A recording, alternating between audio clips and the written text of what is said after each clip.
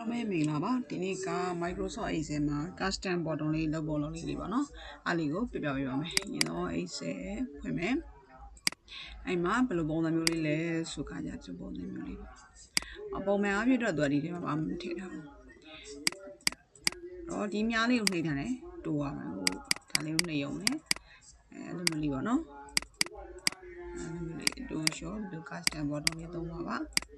တော့အဲ့လေးသုံးပုံသုံးလေးကိုပြပြပေးပါမယ်နော်တော့အရင်ဆုံးဒီမှာရှိနေတဲ့ဟာတွေအကုန်လုံးကိုဖြတ်ချလိုက်ပါမယ်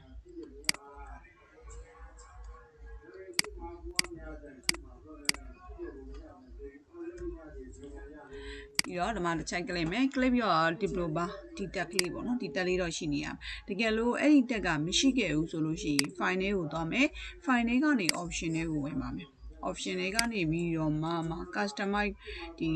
rainbow ပေါ့နော်ဒီဟာလေးဝင်အဲ့ဒီထဲမှာ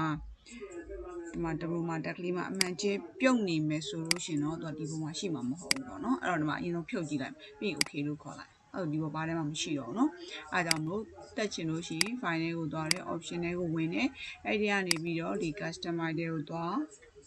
အမှဒါလေးအမှန်လေးချေပြီးတာနဲ့ okay လို့ခေါ်လိုက်အဲ့ဒါရင်ဒီပေါ်မှာတက်ပြီးတစ်ခုပေါ်လာပါလိမ့်မယ်เนาะအဲ့တော့အဲ့တက်လေးကိုဝင်မယ်ဝင်ပြီးသွားတဲ့အခါကျရင်ဒီမှာ insert ဆိုတာလေးရှိတယ်အဲ့ဒီ insert တွေကိုသွားပြီးဒီမှာအပေါ်အောင်မြားလေးပြထားတယ် spin button လေးကိုနှိပ်မယ်နော်ဒါလေးကိုတစ်ချက်နှိပ်ပြီးအပေါင်းလက္ခဏာလေးပေါ်သွားလိမ့်မယ်အဲ့လိုပေါင်းလက္ခဏာလေးပေါ်သွားတဲ့အခါကျလို့ရှိရင်ဒီမှာဆွဲလိုက်ပေါ့